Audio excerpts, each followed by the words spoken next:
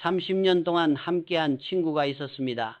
함께 웃었고 서로의 어려움을 나누었으며 세월의 풍파 속에서도 곁을 지켰던 사람. 그러나 어느 날 단 한 끼 식사 앞에서 그 모든 것이 무너졌습니다. 나는 그때 비로소 깨달았습니다. 인간의 관계는 거창한 사건으로 깨지는 것이 아니라 너무나 사소한 한마디와 태도로 무너진다는 사실을. 그날은 평범한 점심자리였습니다. 국밥 한 그릇, 10,000원짜리 식사.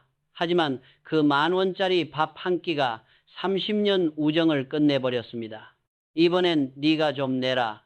아무렇지 않게 던진 그 말 속에 담긴 가벼움이 내 마음을 깊게 찔렀습니다. 돈의 문제가 아니었습니다. 이 사람은 나를 어떻게 대하고 있었을까? 그 질문이 머릿속을 떠나지 않았습니다. 사람은 말로 자신을 드러내기도 하지만 행동으로 진심을 감춥니다. 밥값을 내는 일, 누가 먼저 계산서를 집어드는가, 이런 작은 행동 속에는 그 사람이 나를 얼마나 존중하는지가 숨어 있습니다. 나는 수많은 비즈니스와 인연 속에서 느꼈습니다. 인간의 진심은 크고 화려한 선물 속에 있는 것이 아니라 작고 사소한 자리에서 드러난다는 것을. 심리학자들은 말합니다. 밥값은 단순한 금전의 문제가 아니라 감정의 거울이라고. 누군가에게 밥을 대접할 때 그 사람의 태도를 보면 그 관계의 미래를 예측할 수 있다고 말이죠. 감사의 마음이 사라지고 당연히 너가 낼 거잖아 라는 생각이 자리 잡는 순간 그 관계는 이미 균열이 시작된 것입니다. 나는 오랜 세월 기업을 경영하며 수많은 사람을 만났습니다. 하지만 결국 남는 건 실적도 권력도 아닌 사람이었습니다. 그리고 그 사람을 잃는 데엔 단 한마디면 충분했습니다. 그날의 식사처럼 말이죠. 우정이든 동료애든 관계의 깊이는 함께한 시간의 길이로 측정되는 것이 아닙니다. 얼마나 오랫동안 마음을 존중해 왔는가. 그것이 관계의 진짜 가치입니다. 나는 그날 이후 결심했습니다. 진심이 가벼운 사람에게 내 시간을 더 이상 내어주지 않겠다고. 나는 살아오며 수많은 돈의 흐름을 보았다. 그러나 진짜 인간관계를 무너뜨리는 것은 돈 그 자체가 아니었다. 돈은 단지 관계의 무게를 드러내는 거울일 뿐이다. 사람의 마음이 가벼워지면 그 어떤 금액도 관계를 지탱할 수 없다. 사람들은 종종 말한다. 돈 때문에 싸웠다. 하지만 내가 본 세상에서는 돈이 아니라 태도 때문에 관계가 끝난다. 그 태도 속엔 감사함의 부재가 있고 당연함의 착각이 있다. 한쪽이 베풀면 다른 쪽은 고마워해야 한다. 그러나 고마움이 습관처럼 사라지고 그 사람은 늘 그렇게 해주는 사람이란 인식이 자리 잡을 때 관계는 조용히 썩어간다. 기업에서도 마찬가지였다. 초창기 삼성 상해를 운영하던 시절 나는 사람을 뽑을 때 반드시 그가 밥 먹을 때 어떤 사람인가를 지켜봤다. 누군가 밥값을 대신 냈을 때 그는 어떤 표정을 짓는가? 감사의 말 한마디를 하는가? 아니면 아무렇지 않게 자리에서 일어나는가? 그 짧은 순간이 그의 인성 전체를 보여줬다. 나는 그때부터 확신했다. 사람의 품격은 돈을 다루는 법에서 시작된다. 돈은 단지 도구이지만 마음이 담기면 신뢰가 되고 마음이 비면 모욕이 된다. 상대를 존중하지 않는 계산은 결국 사람을 잃는 계산이 된다. 많은 이들이 오랜 친구라는 말을 쉽게 쓴다. 그러나 진짜 친구는 오래된 사람이 아니라 오랜 시간 동안 마음을 다해준 사람이다. 밥값이 중요한 게 아니라 그 자리를 대하는 태도가 중요하다.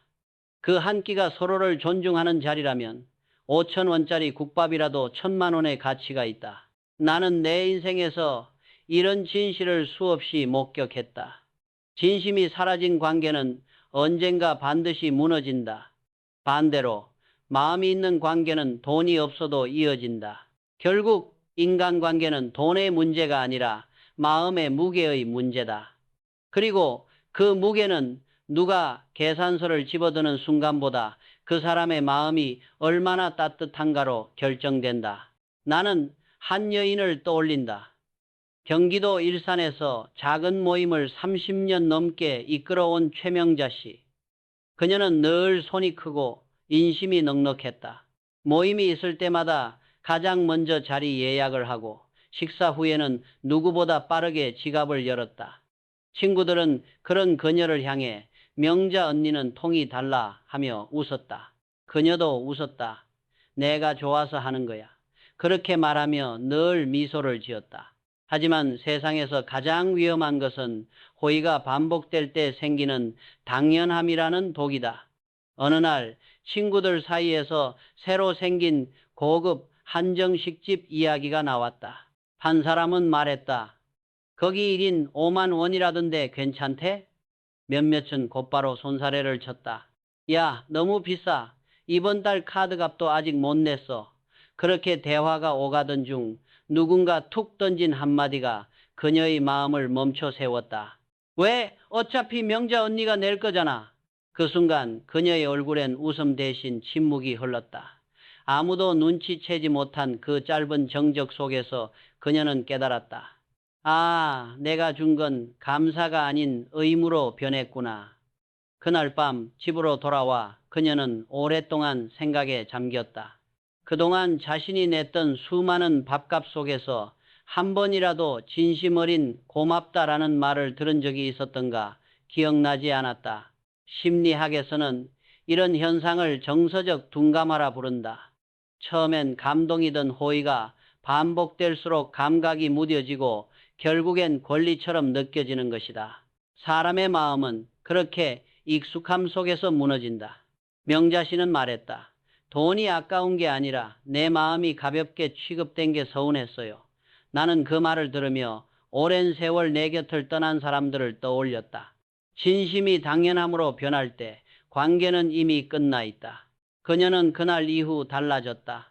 누군가 이번엔 내가 살게라 말하면 미소 지으며 대답했다. 요즘은 다 각자 내잖아. 우리도 그러자. 그 말에는 단호함과 평온함이 함께 있었다. 그녀는 마침내 선의의 균형을 되찾은 것이다. 나는 이 이야기를 통해 다시 한번 확신했다. 주고받음의 균형이 무너진 관계는 아무리 오래가도 결국 부서진다. 호의는 진심일 때만 빛나며 당연해진 순간 그 빛을 잃는다. 나는 수없이 많은 인간관계를 지켜보며 한 가지 사실을 배웠다. 사람은 받은 호의에 익숙해지는 순간 그것을 권리로 착각한다. 그것이 인간의 본성이다. 그리고 그 착각은 가장 가까운 관계일수록 더 쉽게 나타난다. 명자 씨에게 어차피 네가 낼 거잖아 라고 말했던 친구는 아마 아기가 없었을 것이다. 그저 가벼운 농담 한마디였을지도 모른다. 하지만 말에는 무게가 있다. 그 무게는 상대의 진심을 짓누르기도 하고 관계를 무너뜨리기도 한다. 명자 씨가 받은 상처는 돈이 아니라 존중이 무너진 순간의 고통이었다. 나는 사업을 하며 이런 장면을 수도 없이 목격했다. 처음에는 함께 웃고 믿던 사람들이 어느 순간부터는 회장님은 어차피 다 해주시잖아요 라고 말했다. 그들은 내 손길을 감사가 아닌 의무로 보았다. 그때마다 나는 마음속으로 다짐했다. 사람에게 베풀되 그 마음이 무뎌지기 전에 거리를 두어라. 인간의 관계는 숫자로 계산되지 않는다. 하지만 감정의 저울은 언제나 정확하다. 한쪽이 무겁고 다른 쪽이 가벼워지는 순간 균형은 깨지고 만다. 사람은 자신이 받은 만큼 돌려주지 않아도 된다고 생각하지만 마음은 그 불균형을 기억한다. 심리학자들은 이런 현상을 심리적 채무감이라 부른다. 누군가에게 계속 받기만 하면 사람은 두 가지 반응을 보인다. 죄책감이 들거나 아니면 그 감정을 피하기 위해 당연함으로 합리화한다. 대부분의 인간은 후자를 택한다. 그것이 관계의 냉각을 부른다. 나는 오래전 이런 말을 남겼다. 돈은 잃어도 다시 벌 수 있지만 마음은 한 번 잃으면 다시 살 수 없다. 사업에서도 인간관계에서도 마찬가지다. 신뢰는 작은 말 한마디에서 생기고 그 한마디로 무너진다. 어차피 네가 낼 거잖아 라는 가벼운 한 줄이 수십 년의 정을 무너뜨리는 이유가 바로 그것이다. 진심을 무겁게 여길 줄 아는 사람, 그 사람이 곁에 남는다. 가벼운 농담으로 타인의 마음을 누르는 사람, 그 사람은 결국 혼자가 된다. 나는 늘 이렇게 말하곤 했다. 돈보다 무서운 것은 돈을 대하는 사람의 태도다. 서울 강서구에 사는 박철로 씨는 주변에서 정확한 사람으로 통했다. 그는 식사를 하거나 커피를 마실 때마다 언제나 계산기를 꺼냈다. 나는 김치찌개니까 9,000원, 너는 제육덮밥 먹었지 11,000원 줘. 처음엔 사람들도 그의 꼼꼼함을 신뢰했다. 철로는 진짜 깔끔해서 좋아. 하지만 시간이 지나면서 그 정확함은 불편함으로 변해갔다. 회식 자리에서도 그는 늘 선을 그었다. 난 술 안 마셨으니까 콜라 값만 낼게. 난 고기 2점밖에 안 먹었어. 그의 입에서는 늘 계산이 먼저 나왔다. 사람들은 점점 말을 줄였고 웃음 대신 침묵이 자리했다. 결정적인 날 한 친구가 말했다. 오늘은 내가 낼게. 그러자 철로 씨는 대수롭지 않게 이렇게 말했다. 그럼 너 지금 이체해. 정확히 11,500원. 수수료 빠지지 않게 보내. 그 순간 분위기는 얼어붙었다. 누군가는 억지로 웃었고 누군가는 고개를 숙였다. 그날 이후 친구들은 말없이 그를 피하기 시작했다. 나는 이런 사람을 수없이 보았다. 그들은 자신이 공정하다고 믿지만 사실은 관계를 거래로 만드는 사람들이다. 심리학자 애덤 그랜트는 인간을 세 가지로 나눈다. 주는 사람, 주는 만큼 받는 사람, 그리고 받기만 하는 사람, 테이커. 박철로 씨는 자신을 매체라고 생각했지만 실상은 테이커였다. 그는 손해를 보지 않으려는 마음으로 관계를 지켰지만 그 마음이 결국 사람을 밀어냈다. 나는 오래전부터 깨달았다. 사람 사이의 신뢰는 균형의 문제가 아니라 온기의 문제라는 것을. 조금 더 내도 괜찮고 조금 덜 받아도 웃을 수 있어야 한다. 그 여유가 관계를 숨쉬게 만든다. 정확한 사람보다 편안한 사람이 곁에 오래 남는다. 숫자는 관계를 지켜주지 못한다. 그러나 따뜻한 한마디는 수십 년의 인연을 지켜준다. 박철로 씨가 잃은 것은 돈이 아니라 함께 웃던 자리의 온기였다. 그리고 그것이야말로 인간이 가질 수 있는 가장 큰 손실이었다. 나는 사람을 오래 지켜보며 세 가지 부류로 나누었다. 주는 사람, 계산하는 사람, 그리고 받기만 하는 사람. 이 세 부류 중 어떤 사람이 성공하느냐는 단순히 돈에 많고 적음이 아니라 마음의 크기에 달려 있었다. 주는 사람은 처음에는 손해를 본다. 하지만 세월이 흘러도 그 주위엔 늘 사람이 남는다. 계산하는 사람은 언뜻 공정해 보이지만 그 곁엔 오래된 사람이 없다. 그리고 받기만 하는 사람은 잠시 편해 보여도 결국 고립된다. 나는 평생의 사업 속에서 이 진리를 수없이 보았다. 박철로 씨 같은 사람은 숫자에 정직했지만 마음에는 인색했다. 그는 늘 말했다. 나는 손해보는 걸 싫어. 하지만 인생에서 진짜 손해는 돈이 아니라 사람을 잃는 것이다. 나는 젊은 시절부터 수많은 거래와 협상을 하며 깨달았다. 정확함은 신뢰를 만들지만 따뜻함이 그 신뢰를 지속시킨다. 나는 회사를 키우는 동안 매번 이런 질문을 던졌다. 나는 지금 사람을 얻고 있는가? 아니면 숫자만 남기고 있는가? 사람은 단기적 계산으로 관계를 세우면 결국 계산이 끝나는 순간 떠난다. 하지만 마음으로 맺은 관계는 이익이 사라져도 남는다. 주는 사람은 때로 어리석어 보인다.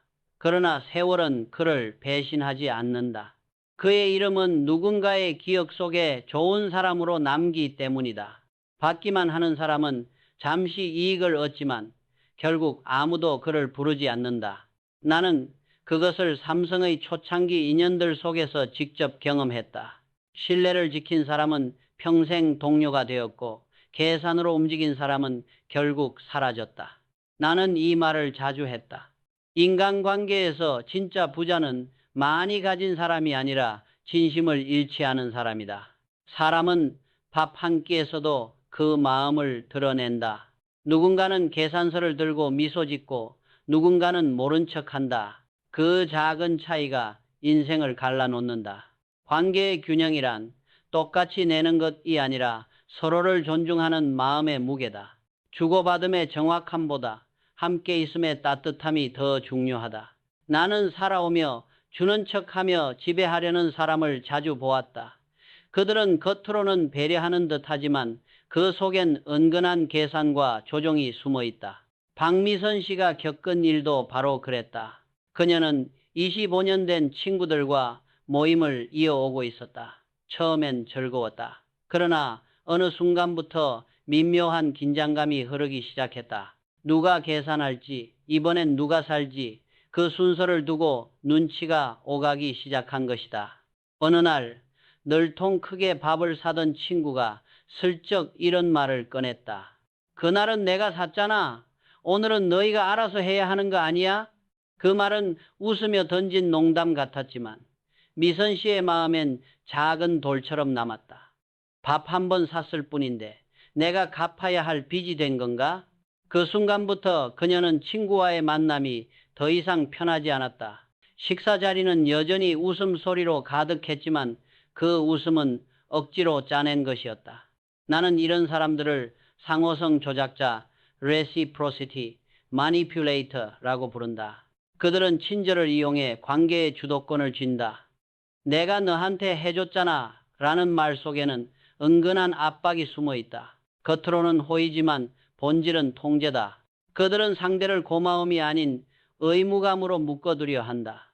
그 결과 관계는 편안함 대신 긴장으로 채워진다. 나는 사업에서도 그런 사람을 보았다. 처음엔 선물하고 도움을 주며 다가온다. 그러나 나중에는 언제 그랬냐는 듯이 계산서를 내민다. 그때 제가 도와드렸잖아요. 이번엔 회장님이 좀 해주셔야죠. 그때마다 나는 마음속으로 이렇게 답했다. 진심이 거래로 변하는 순간 관계는 끝이다. 밥 한 끼의 호의가 마음에서 시작되면 신뢰가 된다. 하지만 그것이 보상의 기대에서 시작되면 결국 관계는 빚이 된다. 그리고 사람은 빚진 관계를 오래 견디지 못한다. 미선 씨는 그날 이후 결심했다. 진심이 아닌 호의는 받지 않겠다. 그녀는 모임을 천천히 줄였고 더 이상 밥을 빌미로 한 관계에 마음을 쓰지 않았다. 나는 그 결정을 존중한다. 왜냐하면 진짜 관계는 계산 없이 마음이 오가는 곳에서만 살아남기 때문이다. 받은 걸 기억하지 않아도, 준 걸 잊지 않아도 괜찮은 사람. 그런 사람만이 곁에 남는다. 그날은 내가 샀잖아. 이 말은 언뜻 평범한 대화처럼 들린다. 그러나 그 속엔 보이지 않는 압박과 감정의 부채가 숨어 있다. 나는 이 한마디가 인간관계를 얼마나 피곤하게 만드는지를 너무도 잘 알고 있다. 박미선 씨는 그날 이후 친구를 만날 때마다 마음이 무거워졌다. 웃고 떠들며 식사를 하면서도 언제 그 친구가 그날은 내가 샀잖아 라는 말을 꺼낼지 모른다는 불안이 마음 한구석에 자리했다. 그녀는 말한다. 밥을 먹는 게 아니라 계산서를 견디는 기분이었어요. 나는 사업을 하며 이런 사람을 수도 없이 봤다. 한 번의 도움을 평생의 무기로 삼는 사람, 작은 호의를 빌미로 상대의 행동을 조종하려는 사람, 그들은 인간관계를 거래로 만든다. 그런 사람의 곁에서는 아무리 좋은 밥을 먹어도 마음은 편하지 않다. 사람의 본심은 돈을 쓸 때보다 그 돈을 기억할 때 드러난다. 진심으로 베푼 사람은 금세 잊는다. 하지만 거래로 베푼 사람은 잊지 않는다. 그는 자신이 준 금액만큼 상대가 자신을 따라와 주길 바란다. 그것이 바로 감정의 부채다. 나는 그런 관계를 오래 두지 않았다. 왜냐하면 사람은 편해야 오래 간다. 편하지 않은 관계는 결국 피로가 쌓이고 피로는 무관심으로 변한다. 그리고 무관심은 이별보다 더 깊은 단절을 만든다. 나는 한 번의 식사 자리에서도 사람의 본심을 본다. 누군가는 내가 낸 밥값을 기억하고 누군가는 함께 한 시간을 기억한다. 전자는 계산을 남기고 후자는 추억을 남긴다. 세상을 오래 살아보니 진짜 품격 있는 사람은 자신이 준 것을 쉽게 잊는 사람이었다. 그들은 받기 위해 주지 않았다. 그저 함께한 시간이 즐거워서 그 마음 하나로 베풀었다. 그리고 그런 사람의 주위엔 늘 따뜻한 사람들이 남았다. 나는 후배들에게 자주 말했다. 좋은 관계는 돈이 오간 자리가 아니라 마음이 오간 자리에서 시작된다. 밥을 사는 것은 쉬운 일이다. 그러나 마음을 잃지 않고 사는 것은 어렵다. 그날은 내가 샀잖아. 이 한마디가 누군가의 마음을 짓누르지 않도록 우리는 늘 기억해야 한다. 나는 평생 동안 많은 인간을 보았다. 그 중에서도 가장 안타까운 부류는 남의 진심을 거래처럼 다루는 사람이었다. 서울에 사는 이영자 씨의 이야기가 바로 그 예다. 그녀는 오랜 친구가 아플 때 자신의 일보다 먼저 달려갔다. 직접 만든 반찬을 싸서 병실로 가져가고 퇴근 후엔 늦은 밤까지 곁을 지켰다. 그녀의 마음은 진심이었다. 친구라면 당연히 그렇게 해야 한다고 생각했어요. 그 말에는 계산도 기대도 없었다. 하지만 몇 년이 지나 이번엔 그녀가 병원에 입원하게 되었다. 수술을 앞두고 불안했던 그녀는 조심스럽게 그 친구에게 문자를 보냈다. 나 이번에 입원했어. 아마 수술 들어갈지도 몰라. 그녀는 괜찮아, 힘내라는 짧은 말이라도 듣길 바랐다. 하지만 돌아온 답장은 단 한 줄이었다. 어우, 바빠서 못 갈 것 같아. 나중에 밥이나 먹자. 그 순간 이영자 씨는 깨달았다. 자신의 진심은 그 사람에게 단지 하나의 사건에 불과했다는 것. 그녀가 흘린 시간과 정성은 그 친구의 기억 속에 아무 흔적도 남지 않았다. 그때부터 그녀는 서서히 마음의 문을 닫았다. 초대가 와도 가지 않았고 안부 인사에도 짧게만 답했다. 그녀의 우정은 그렇게 조용히 식어갔다. 심리학자들은 이런 관계를 정서적 비대칭 관계, emotional asymmetry라 부른다. 한쪽은 마음을 주지만 다른 한쪽은 그 마음을 의무나 습관으로 받아들인다. 이 불균형이 오래 지속되면 결국 남는 건 공허함뿐이다. 나는 그런 사람을 수도 없이 보았다. 기업에서도 마찬가지였다. 한쪽이 헌신하는 동안 다른 쪽은 그것을 당연한 충성이라 여긴다. 그러나 진심을 이용한 관계는 결코 오래가지 않는다. 이영자 씨는 마지막으로 이렇게 말했다. 그 친구를 원망하진 않아요. 다만 내가 준 마음이 그 사람에게 아무 의미가 없었다는 게 슬펐을 뿐이에요. 나는 그 말을 들으며 고개를 끄덕였다. 진심은 거래가 아니다. 그것은 돌려받기 위해 주는 것이 아니라 존재를 나누기 위해 주는 것이다. 그리고 그런 진심만이 세월 속에서도 사라지지 않는다. 나는 인생의 말년에 이르러서야 깨달았다. 사람과의 관계를 무너뜨리는 것은 큰 배신도 돈의 액수도 아니었다. 그저 작은 태도 하나, 사소한 말 한마디가 그 시작이었다. 어차피 네가 낼 거잖아. 그날은 내가 샀잖아. 이번엔 네가 해야지. 이 말들은 모두 돈 이야기를 하는 것 같지만 사실은 존중의 문제였다. 돈은 단지 거울이었을 뿐이다.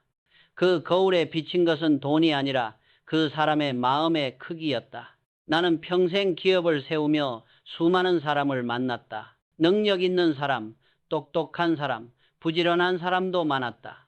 그러나 세월이 흘러도 내 곁에 남은 사람들은 한 가지 공통점이 있었다.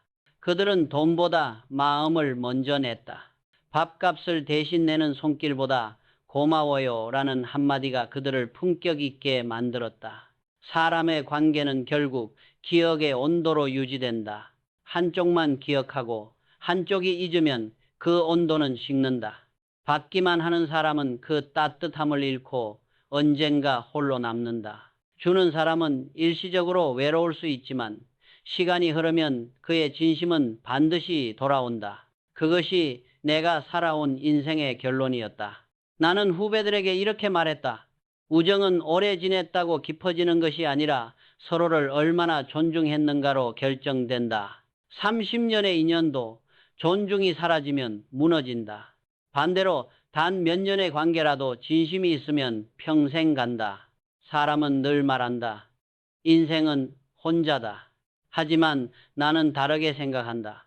인생은 마음이 닿는 사람과 함께할 때 비로소 완성된다. 밥값은 돈이 아니다. 그것은 관계의 거울이자 마음의 무게다. 그 거울 속에 내가 어떤 모습으로 비칠지를 매 순간 스스로 물어야 한다. 나는 지금 사람을 얻고 있는가? 아니면 숫자만 남기고 있는가? 그리고 나는 이제야 확신한다. 세상을 움직이는 것은 계산이 아니라 진심이며 그 진심이야말로 인간이 남길 수 있는 가장 값진 유산이다.